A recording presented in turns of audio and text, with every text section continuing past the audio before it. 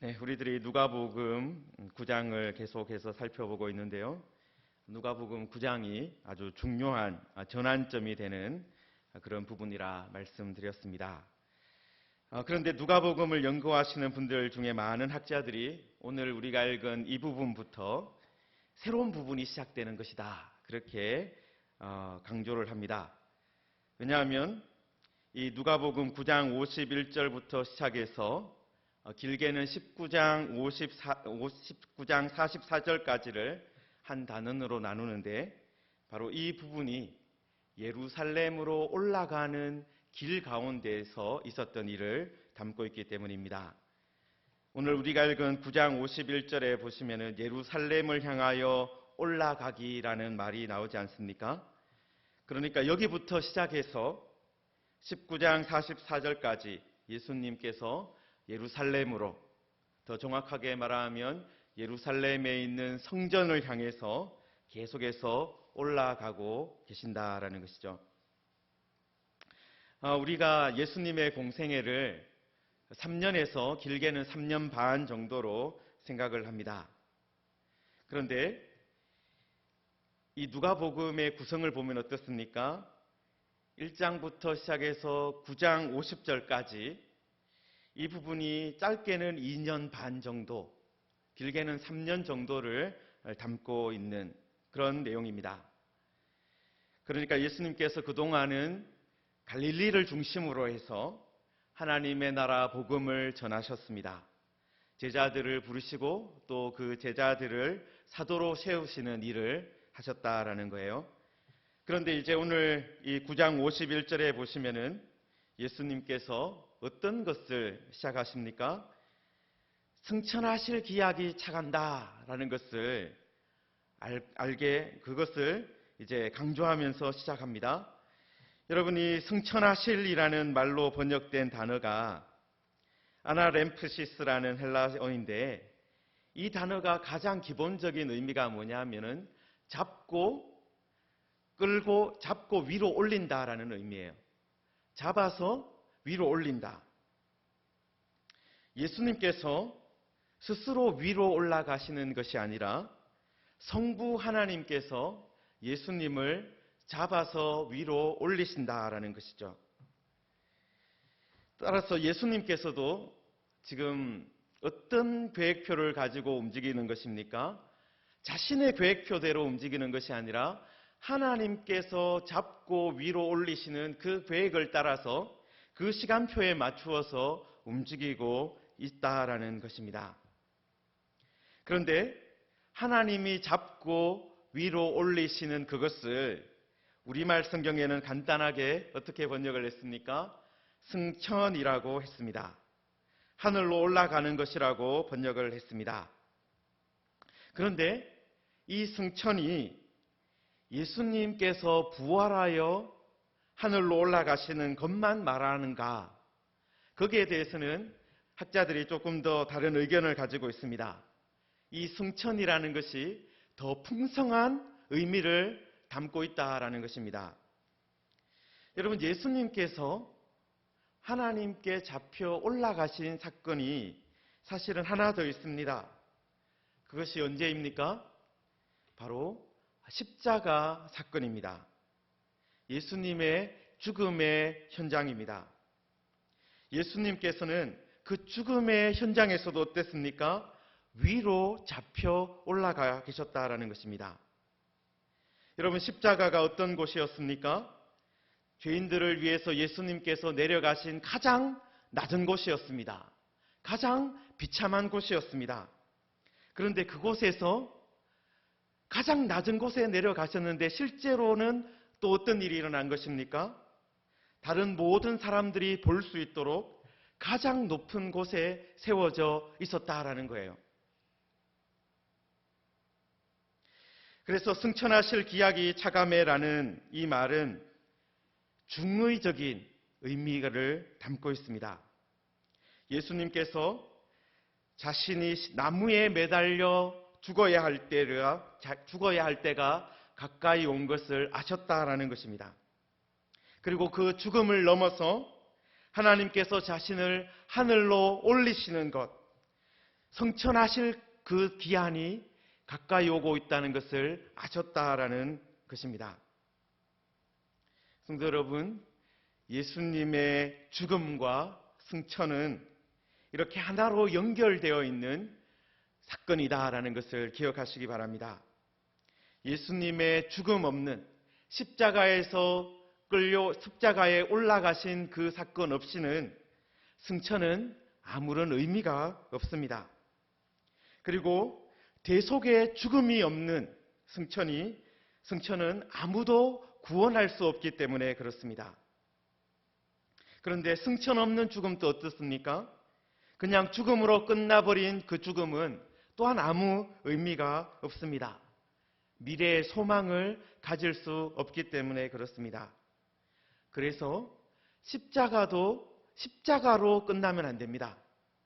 십자가는 반드시 부활과 승천으로 연결될 때 우리를 죄에서 구원할 뿐만 아니라 천승을 향한 소망을 가지고 살 수 있게 하는 것입니다. 예수님은 이렇게 하나님께 잡혀 올라갈 기약이 찬 것을 아시고 어떻게 하셨습니까? 예루살렘을 향하여 올라가기로 굳게 결심하셨습니다. 성도 여러분, 예루살렘은 어떤 곳입니까? 하나님의 성전이 있는 곳이고 누가복음의 이야기가 시작된 곳입니다. 성도 여러분, 누가복음의 첫 번째 사건이 어디에서 시작되었습니까?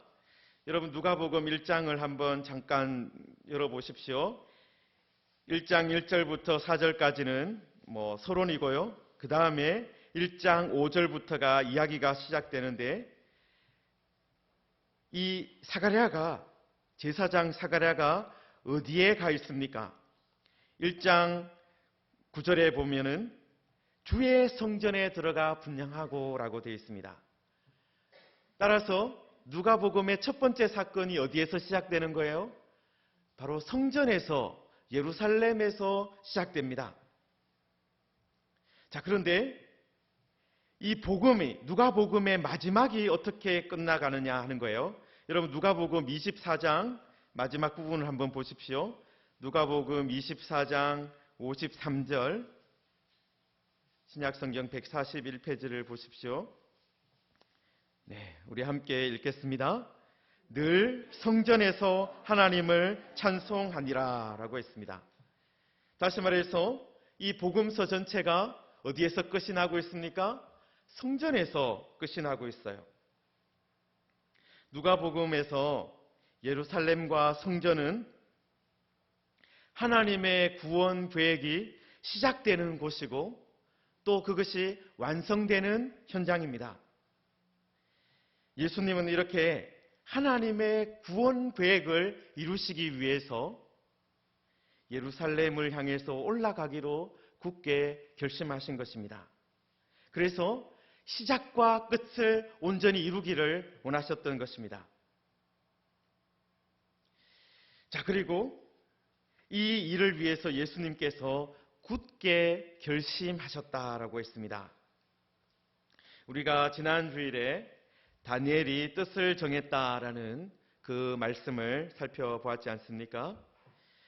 다니엘이 뜻을 정했을 때 하나님의 은혜의 역사가 시작되었습니다. 한 소년이 뜻을 정했는데 바벨론 나라의 운명을 선포하는 그런 선지자로 세워졌습니다. 사실 바벨론의 왕과 환관장은 이 유대의 소년들을 잡아오면서 어떻게 생각했습니까? 그들을 바벨론을 섬기는 사람으로 만들려고 했습니다. 그런데 다니엘과 세 친구들은 어떤 결심을 했습니까?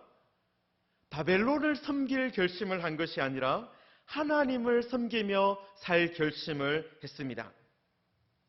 바벨론 왕의 음식과 포도주로 자신을 더럽히지 않고 물과 채소만 먹고 살더라도 하나님의 뜻대로 살기로 결심했다라는 것이죠. 그런데 이런 뜻을 정하면 바벨론에서 살아남기가 어려울 것 같지 않습니까? 그런데 어떤 일이 벌어졌습니까? 하나님의 은혜의 역사가 시작되었습니다. 그래서 다니엘과 세 친구는 그 바벨론 땅에서 살아남았습니다. 그것도 간신히 살아남은 것이 아니라 영광스럽게 살았다라는 것입니다. 하나님께 영광을 돌리며 바벨론에서도 하나님의 나라를 보여주며 살았다라는 것입니다. 예수님도 그렇습니다. 예수님도 굳게 결심하여 예루살렘을 향해 올라가심으로 하나님의 나라가 이 땅에 오게 했습니다. 그렇습니다. 예수님께서 굳게 결심하시면 하나님의 계획 전부가 이루어집니다. 하나님께서 굳게 결심하시면 하나님의 나라가 온전히 임하게 될 줄 믿습니다. 자, 그런데 부족한 우리들도 뜻을 정하면, 굳게 결심하면 하나님의 계획이 이루어질 줄 믿습니다. 우리가 하나님을 향해서 뜻을 정하면 하나님의 나라가 임하게 될 줄 믿습니다. 물론 하나님은 우리 보고 예수님처럼 모든 것을 다 이루라고 말씀하지 않으십니다. 그러나 우리도 어떤 사명을 가지고 있습니까? 우리도 하나님의 자녀로서 이루어야 할 사명이 있다라는 것입니다. 교회와 가정과 일터 가운데서 이루어야 할 하나님의 뜻이 있습니다. 그렇기 때문에 우리들도 굳게 결심하고 뜻을 정하고 하나님의 나라를 위해서 살아야 합니다. 예수님께서 굳게 결심하심으로써 우리가 섬길 수 있는 은혜의 터전이 이미 완성되어 있다는 것을 기억하시기 바랍니다. 우리는 아무것도 없는 상태에서 굳게 결심하는 것이 아닙니다. 아무것도 없는 상태에서 뜻을 정하는 것이 아닙니다.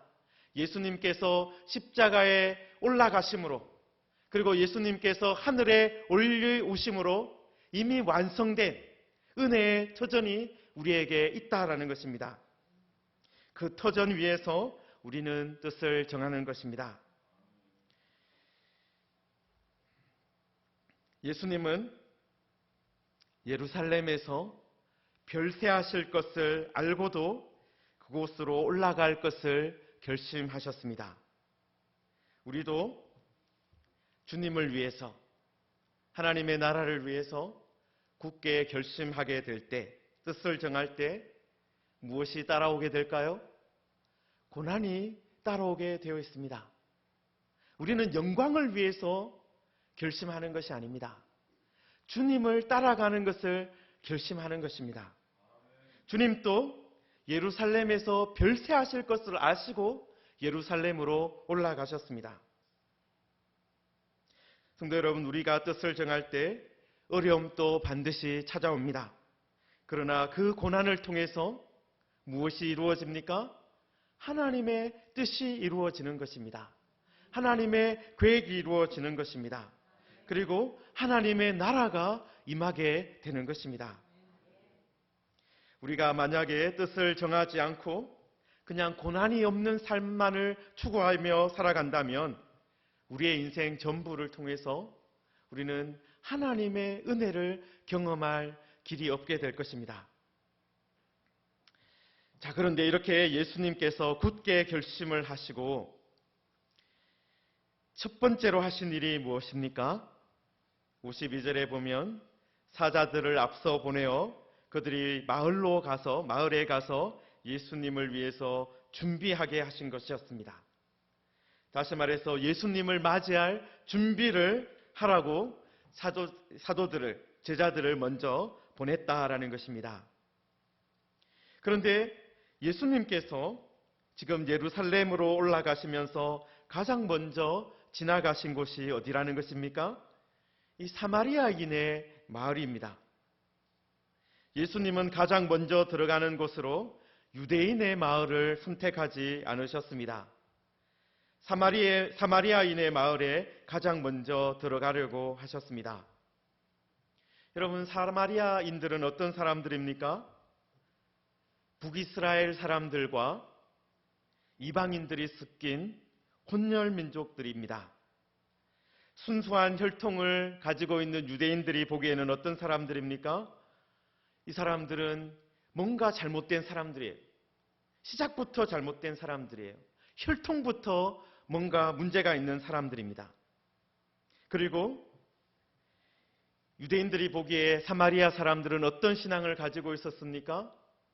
성경 전체를 다 믿고 의지하는 것이 아니라 이 사마리아 사람들은 모세 오경만 받아들이고 있었습니다. 그러니까 유대인들이 보기에 사마리아 사람들은 정통적인 바른 신앙을 가지고 있는 것이 아니라 이단적인 신앙을 가지고 있는 사람들이었습니다. 그리고 예루살렘 성전에서 예배하는 것이 아니라 그리심산에서 예배를 하는 무엇인가 큰 잘못을 저지르고 있는 그런 사람들이었습니다. 다시 말해서 유대인의 입장에서 보면 그들은 혈통적으로도 문제가 있습니다. 신앙적으로도 문제가 있습니다. 예루살렘을 거부하고 모든 잘못을, 그러니까 말씀대로 걸어가지 않는 그런 사람들입니다. 그런데 예수님께서 예루살렘으로 올라가시면서 첫 번째로 방문하려고 하셨던 곳이 바로 이런 사람들이었다는 사실입니다. 성도 여러분, 이것을 보면 예수님께서는 어떤 사람도 차별하지 않는다는 것을 우리는 알 수 있습니다. 그런데 이 마을의 사마리아 사람들이 어떻게 했습니까? 예수님과 그의 일행이 예루살렘으로 향해 가는 것을 알고 그들을 받아들이지 않았습니다. 사마리아 사람들은 예수님을 다른 유대인들과 똑같이 생각을 했습니다. 예수님도 유대인이기 때문에 사마리아 사람들을 정죄하고 비판할 것이다 라고 생각을 했습니다. 그래서 예수님과 그 일행을 받아들이지 않았습니다. 이런 사마리아 사람들의 반대에 직면해서 제자들은 어떤 반응을 보였습니까? 야고보와 요한이 이렇게 말했습니다. 주여, 우리가 불을 명하여 하늘로부터 내려 저들을 멸하라 하기를 원하시나이까? 이 사마리아 사람들의 반대에 직면해서 야고보와 요한은 매우 극단적이고 격한 반응을 보이고 있습니다. 얼마 전에 이 요한과 야고보가 누구를 직접 보았습니까?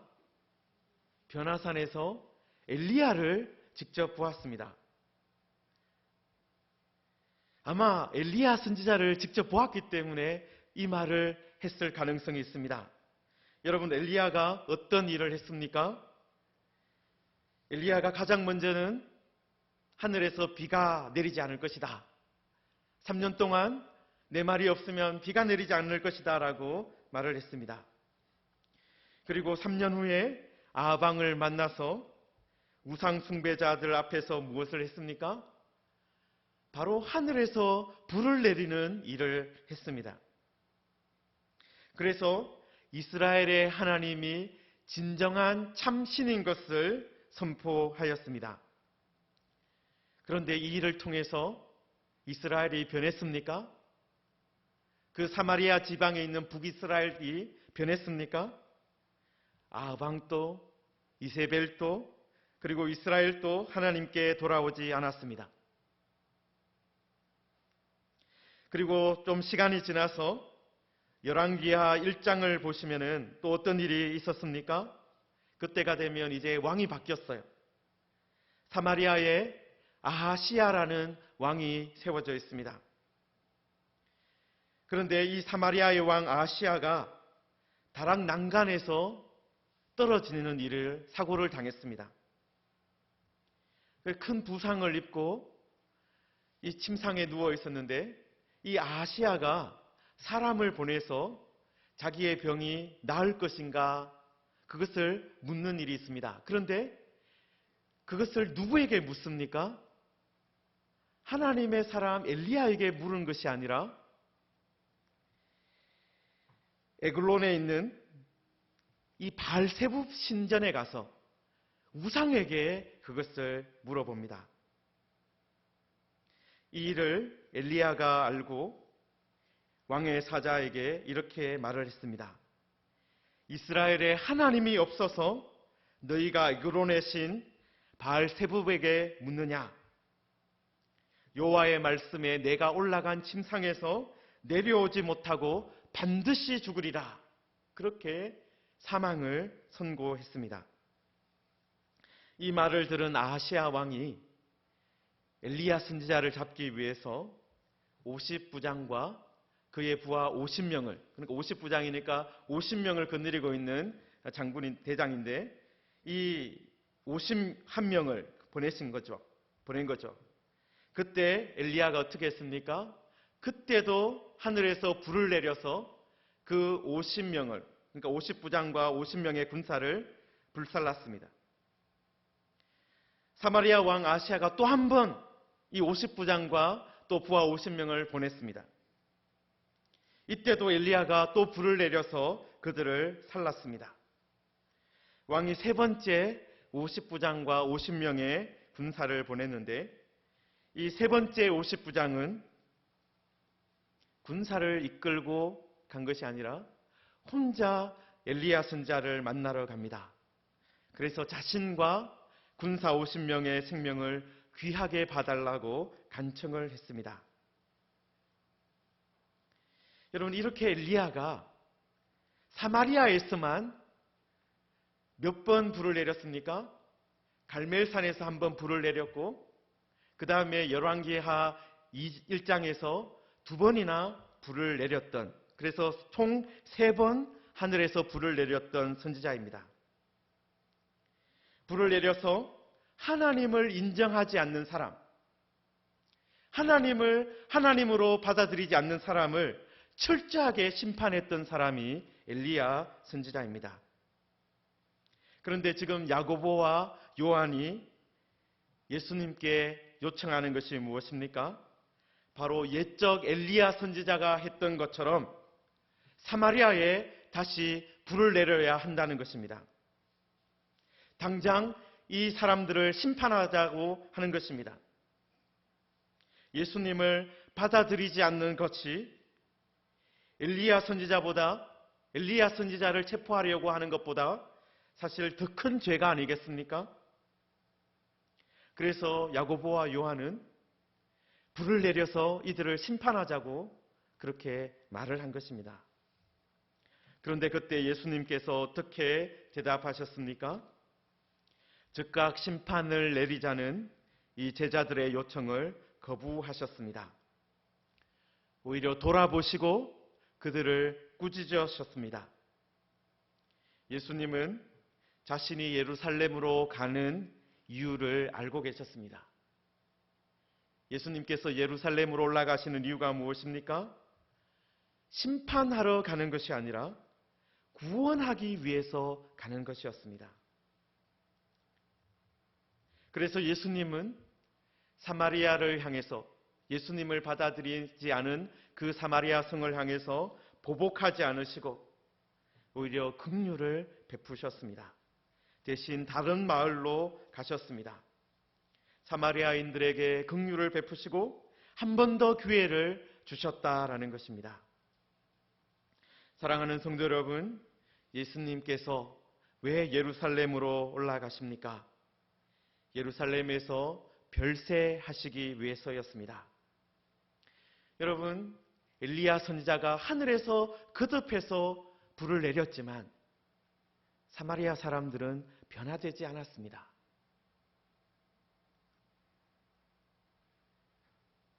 사마리아 사람들을 구원하기 위해서는 어떤 일이 일어나야 합니까? 예수님께서 별세하시는 일이 일어나야 하는 것입니다. 예수님께서 그 모든 죄를, 하나님을 거부하는, 하나님을 보내는 그 메시아를 거부하는 그 죄를 가지고 십자가에서 그 죄를 처리하는 일이 있어야 하는 것입니다.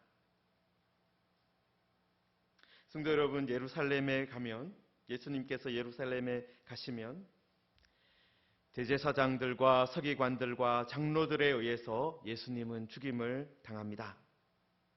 다시 말해서 하나님을 잘 믿는다고 하는 사람들이, 정통으로 하나님을 믿는다고 하는 사람들이, 그들도 어떻게 합니까? 예수님을 거부하고 재판에 넘깁니다.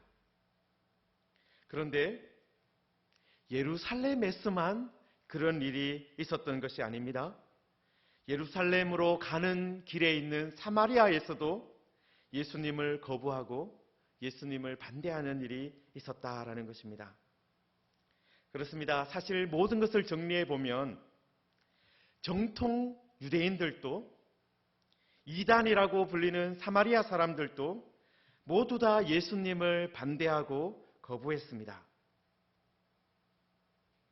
성도 여러분, 예수님도 이 땅에서 이런 일을 당하셨다면 예수님과 함께 길을 떠난 제자들도, 그리고 우리들도 어떤 일을 당하겠습니까? 이 세상에서 제자들과 우리들은 예수님과 함께 하나님을 믿는다는 사람들로부터도, 또 하나님을 좀 이상하게 믿는 사람들로부터도 핍박과 거부를 당할 수 있다는 것을 우리는 알아야 합니다. 그런데 예수님은 이런 핍박과 거부 가운데서도 멈추지 않고 여행을 계속하셨다는 것을 우리는 또한 기억해야 합니다. 예수님은 멈추지 않았습니다. 자신을 환영하는 사람들을 위해서 길을 가는 것이 아니라 반대하고 거부하는 사람들을 위해서 가는 길을 멈추지 않으셨습니다. 예수님은 당장 보복하지 않으셨습니다. 당장 심판하지 않으셨습니다. 당장 하늘에서 불을 내리지 않으셨습니다. 그래서 결국은 십자가에 잡혀 올라가심으로, 그리고 부활하여 승천하심으로 하나님의 구원 계획을 완성하셨습니다. 그래서 어떤 죄인이라 하더라도 구원받을 수 있는 그런 은혜의 터전을 만들어 놓으셨다라는 것입니다. 사랑하는 성도 여러분, 우리들도 제자들처럼 예수님 앞서 보냄을 받은 상태입니다. 승천하신 예수님께서 다시 오실 것입니다. 이 땅에 다시 내려오실 것입니다. 그 일에 앞서서 예수님은 우리를 앞서 보내고 계십니다. 예수님이 다시 오실 것이라고 전하라고 준비하도록 하기 위해서 우리를 보내셨습니다. 그런데 우리가 예수님이 다시 오신다라고 이 복음을 전하면 많은 사람들이 우리를 환영하고 받아주는 것이 아니라 이 사마리아 마을 사람들처럼 우리를 거부하고 받아들이지 않는 일을 우리는 경험하게 될 것입니다. 이단이라고 불리는 사마리아 사람들만 아니라 같은 신앙을 가지고 있는 사람들 사이에서도 이런 일을 겪게 될 것입니다. 그러나 그때 우리는 어떻게 해야 됩니까? 야고보와 요한처럼 하늘에서 불이 떨어져서 너희들 다 망한다라고 저주할 것이 아니라